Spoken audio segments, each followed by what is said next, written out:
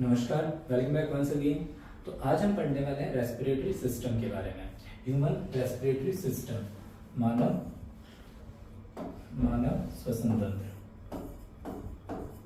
श्वसन तंत्र तो समझेंगे श्वसन क्या होता है। यहाँ पर हम कवर करेंगे सबसे पहले श्वसन, या फिर आप कह सकते हो रेस्पिरेशन। रेस्पिरेशन क्या होता है, और समझेंगे ब्रीदिंग। ब्रीदिंग या फिर आप कह सकते हो जनरली सांस लेना। दोनों में क्या डिफरेंस है। इसके अलावा ह्यूमन जो रेस्पिरेटरी ट्रैक्ट होता है या श्वसन पथ होता है,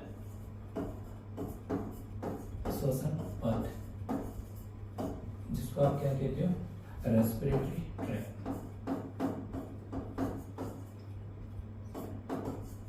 रेस्पिरेटरी ट्रैक्ट, ये सारी चीजें हम क्या करने वाले हैं, कवर करने वाले हैं। तो सबसे पहले हम देखेंगे रेस्पिरेशन और ब्रीदिंग दोनों में क्या डिफरेंस है। क्योंकि कोई भी ह्यूमन बीइंग है या फिर कोई भी जीव है, ऑर्गेनिज्म है, उसे जिंदा रहने के लिए किसकी जरूरत पड़ती है, ऑक्सीजन की जरूरत पड़ती है। ऑक्सीजन किससे मिलती है, तो ये हम पेड़ पौधों से लेते हैं। तो अब ये जब हम लेते हैं तो इसका हम यूटिलाइज किस तरीके से करते हैं, हमारी बॉडी में जाके इसका किस तरह से के मतलब रोल होता है, वो सारी चीज़ हम क्या करने वाले हैं, यहाँ पर डिस्कस करने वाले हैं। तो चलो शुरू करते हैं। तो श्वसन, श्वसन और सांस लेना, दोनों में क्या अंतर है। तो अगर हम श्वसन की बात करें तो इसको हम कहते हैं, ये एक तरह का कैसा प्रोसेस है, रासायनिक प्रक्रिया है। ये कैसी प्रक्रिया है, रासायनिक प्रक्रिया है। जबकि सांस लेना ये कैसी प्रक्रिया है, एक तरह की भौतिक प्रक्रिया। कैसी प्रक्रिया, भौतिक प्रक्रिया। ठीक है। अब इसमें क्या होता है कि हम एनवायरनमेंट से ऑक्सीजन लेते हैं, वो आपकी बॉडी में जाती है।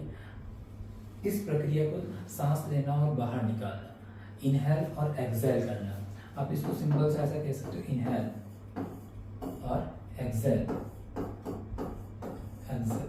एक्सहेल यानी कि अंतःश्वसन और बाह्य श्वसन। ये सिंपल सा एक प्रोसेस होता है, सांस अंदर लेना, छोड़ना। तो ये तो किस तरह की प्रक्रिया होगी, भौतिक प्रक्रिया होगी। लेकिन जैसे ही हम इस इधर की बात करते हैं तो यहाँ पर क्या होती है, रासायनिक अभिक्रिया होती है। अब रासायनिक अभिक्रिया क्या होती है, हमने ऑक्सीजन ली, क्या ली, ऑक्सीजन। और हमारे शरीर में जो हमने खाना खाया, तो खाना खाया तो वहां पर हमें क्या मिला, एक तरह का ग्लूकोज मिला या फिर के ऊर्जा के अणु मिले। तो हमारे पास क्या है, C6H12O6। अब इसका क्या हो रहा है, ऑक्सीजन की उपस्थिति में या फिर ऑक्सीजन इसके साथ क्या करता है, अभिक्रिया करता है। तो ये बना देता है CO2 प्लस H2, साथ में ATP रिलीज होती है। ठीक है। तो क्या हुआ, एक तरह से ऑक्सीडेशन हुआ। क्या हुआ, ऑक्सीडेशन, ऑक्सीकरण हुआ। तो इसलिए हमने क्या कहा, यह एक तरह की कौन सी प्रक्रिया है, यह एक तरह की रासायनिक प्रक्रिया है। कौन, श्वसन एक तरह की रासायनिक प्रक्रिया है। इसमें ऑक्सीजन, ग्लूकोज और ये दोनों अभिक्रिया करके क्या बनाते हैं, कार्बन डाइऑक्साइड प्लस जल बनाते हैं, साथ में ATP रिलीज होता है। अब ये जो ATP रिलीज होता है, इसका हमारी बॉडी में अलग अलग जगह पर अलग अलग यूज होता है। कैसे यूज होता है कि जैसा कि ये हमारी बॉडी में काम शुरू हुआ था, तो ये कहां पर है, एल्वेलाई में। ये जो हमारे पास ATP है,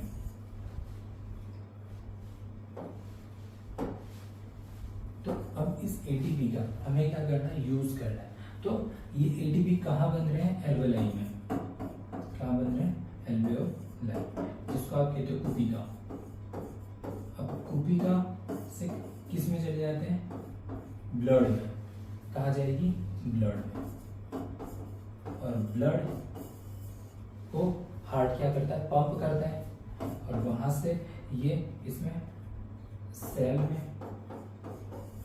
और हर कोशिका को किसकी जरूरत थी, एटीपी की जरूरत थी, तो वहां पर ये जाकर क्या होता है, यूटिलाइज होता है। तो ये एक तरह की प्रक्रिया हमारी बॉडी में चलती रहती है। हर कोशिका को क्या चाहिए, एटीपी चाहिए, तो ये एटीपी किसके द्वारा, ब्लड के द्वारा हमारी बॉडी में क्या होते रहते हैं, सर्कुलेट होते रहते हैं, उनका परिवहन होता रहता है। तो इन्हीं चीज़ों को आज हमको क्या करना है, पढ़ना है। तो ये चीज़ तो हमको कॉमनली समझ में आ गया, श्वसन और सांस लेने में क्या डिफरेंस है। तो श्वसन तो क्या है, एक तरह की रासायनिक प्रक्रिया है, सांस लेना क्या है, एक तरह की भौतिक प्रक्रिया। भौतिक प्रक्रिया का सिंपल सा मतलब क्या होता है, सांस अंदर लेना और बाहर लेना, एक्सहेल करना और इनहेल करना। जबकि यहाँ पर क्या है, जो ऑक्सीजन है उसका क्या हो रहा है, C6H12O6 यानी कि ग्लूकोज के अणु के साथ क्या हो रहा है, एक तरह की अभिक्रिया हो रही है और CO2+H2O बन रहा है, साथ में ATP। ये ATP क्या कर रहे हैं कि ब्लड के साथ क्या कर रही है, बॉडी में सर्कुलेट हो गए, क्योंकि ये हमारे लंग्स वाला पार्ट है, तो यहाँ से ही किस में चले जाते हैं, हार्ट में चले जाते हैं, और हार्ट में जाने के बाद उनको क्या कर दिया जाता है, पंप कर दिया जाता है। तो पंप करने के बाद ये क्या करेगी, अलग अलग हमारी बॉडी के ऑर्गन्स हैं, तो वहाँ तक क्या कर दिया जाएगा, भेज दिया जाएगा। तो इस प्रकार हमारा क्या होता है, एटीपी का एक तरह से जो जहाँ पर ज़रूरत है वहाँ तक भेज दिया जाता है। ठीक है, तो ये चीज़ हमको एक बार समझ में आ गई। अब नेक्स्ट हम देखते हैं, तो हम क्या देखने वाले थे, श्वसन पथ। तो ये जैसे हमारे पास क्या है,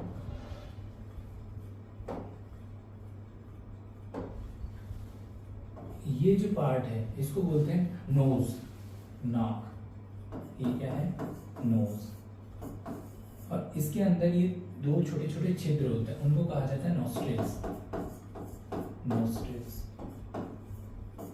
या नासा छिद्र, नासा छिद्र। अब ये नासा छिद्र यहां से होते हुए यहाँ पर एक होती है फेरिंग्स, क्या होती है, फेरिंग्स, फेरिंग्स, इसको बोलते हैं ग्रसनी। तो ये जो ग्रसनी है, हमने इससे पहले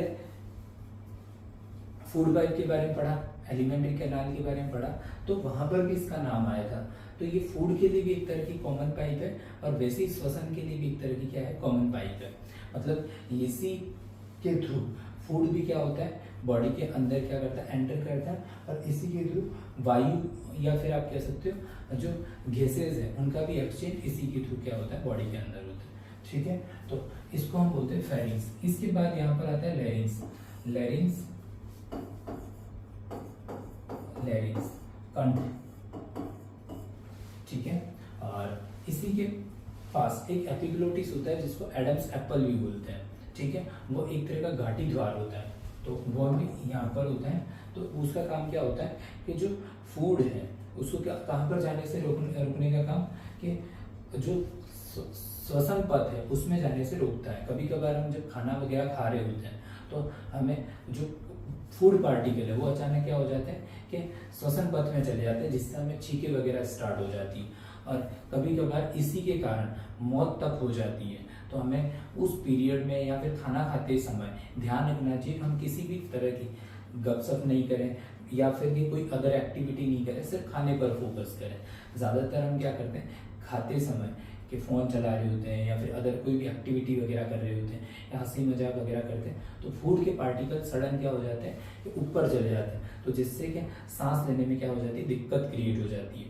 तो जिसकी वजह से क्या, जैसे दिक्कत क्रिएट होती है तो इंसान की मृत्यु तक हो सकती है। तो ये काम किसका होता है, एपिग्लोटिस का, इसको हम बोलते हैं एपिग्लोटिस, एपिग्लोटिस।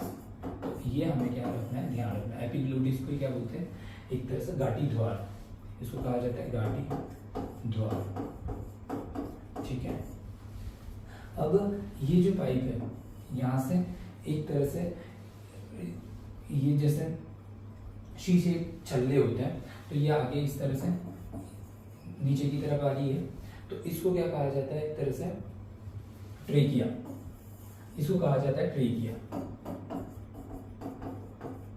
ये क्या है, ट्रेकिया, ट्रेकिया इसको आप बोलते हैं श्वास नली। तो ये एक तरह की शीशे, एक तरह की क्या होती है, श्वास नली होती है। तो इसी के थ्रू क्या ये आगे जाके किसमें खुलती है, इनमें, तो इनको कहा जाता है ये लंग्स है, ये क्या है, लंग्स है। तो एक ट्रेकिया आगे जाके किसमें, ब्रोंकाई, किसमें टूट जाती है, ब्रोंकाई, जिसको आप कहते हैं श्वसनी, और ब्रोंकाई, फिर ब्रोंकियोल्स, ब्रोंकियोल्स, तो ब्रोंकाई, ब्रोंकियोल्स। तो इस तरह से इसका आगे क्या होता है, प्राइमरी, सेकेंडरी, टर्सरी में इस तरह से क्या हो जाता है, सेपरेशन हो जाता है। तो ये लास्ट जो स्ट्रक्चर होता है किसको हम बोलते हैं, एल्वेओलाई, एल्वेओलाई, जिसको आप कहते हो कुपिका, ठीक है।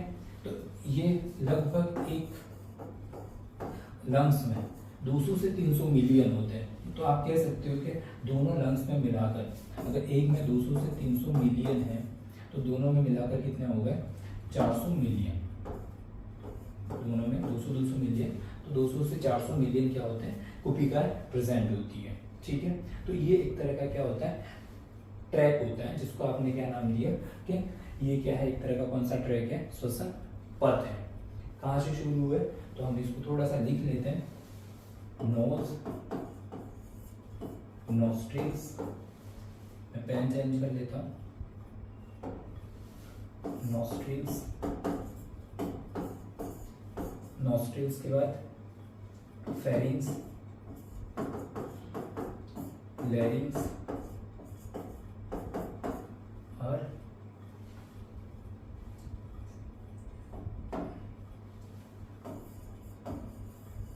फेरिंग्स, लैरिंग्स,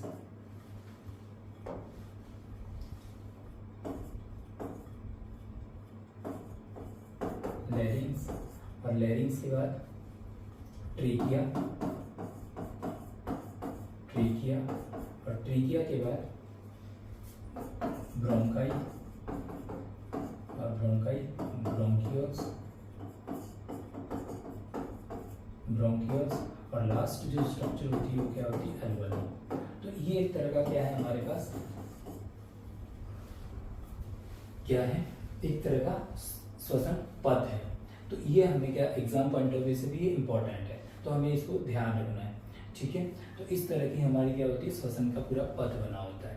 तो आई थिंक यहाँ तक चीज़ें आपको समझ में आ गई होगी कि मानव जो श्वसन पथ है किस प्रकार का होता है। तो अगर आपको इस पथ को समझने में कोई दिक्कत क्रिएट हो रही है तो आप कमेंट बॉक्स में कमेंट कर सकते हो। देखना चाहते हैं तो like, share and subscribe. Thank you for watching.